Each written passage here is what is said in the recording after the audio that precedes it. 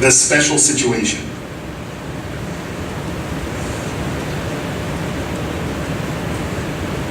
So let's start with this. So let's start with overconfidence, because I'll come back to the special situation at the end.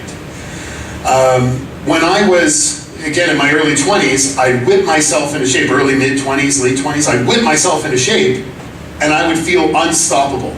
I'd be like, oh my God, why would I ever be like anything else? This is the new me. I'm going to be like this forever. That's what I'd feel. What an awesome feeling to feel like I'd be like this forever. But do you hear my language? I was just kind of expecting it, that this was now my destiny. And I forgot that fitness is always an uphill battle. No, I'm not even going to use the word battle. That's too negative. Fitness is always an uphill journey. And if you're on a bike and you're pushing, you ever notice on a bike, if you push really hard while going uphill, you can get some good speed up. It's actually easier to pedal because you get some momentum. But does that mean you can go, oh, looks like I'm set now. Ooh. You can stop? What will happen to you?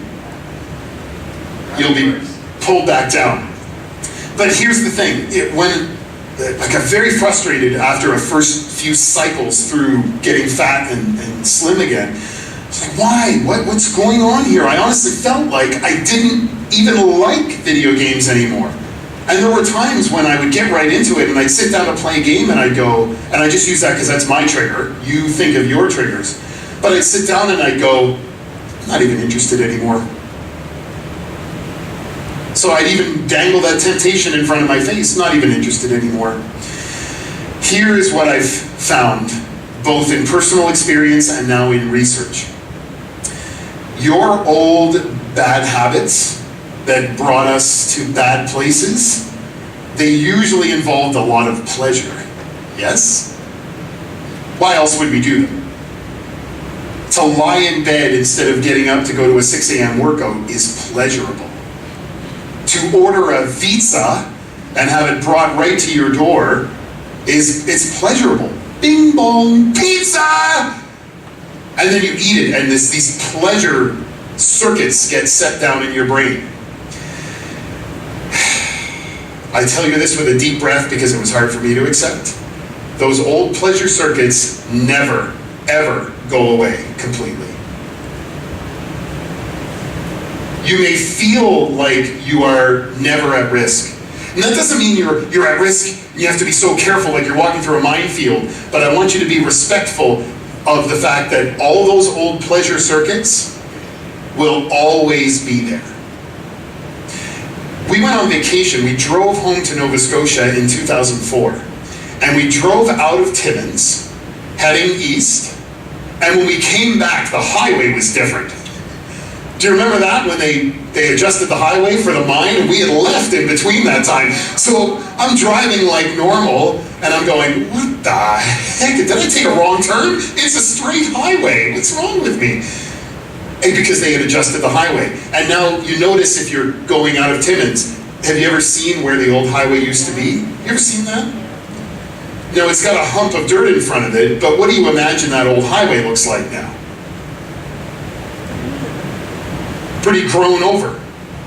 Pretty grown over.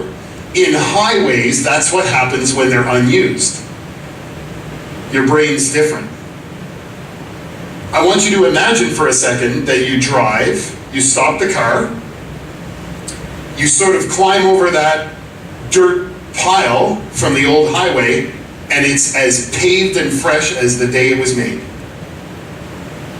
Your old bad habit pleasure circuits, that's what they're like. Now that doesn't mean that at a moment's notice you could slip, but during really stressful times, that's what will happen. Or during overconfidence. Think about, or raise your hand if you've ever said something like, I just have the cookies in the house for the kids. I have them for the kids, in case people stop by. Or Christmas. Oh, Christmas, we're so bad. We go to M&M's. Well, we have to have these things in case people stop by. Right? Because it's my goal to be thin, but it's okay to make all my friends fat. I got your back. And your friend.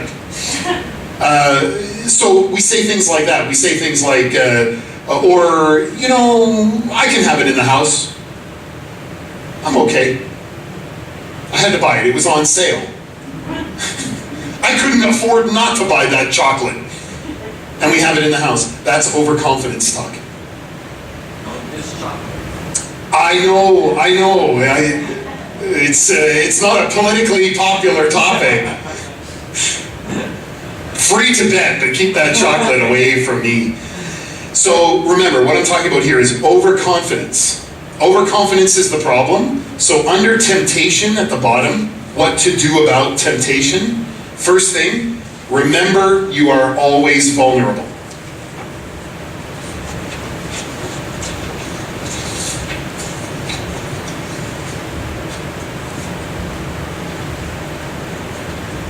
You are always vulnerable.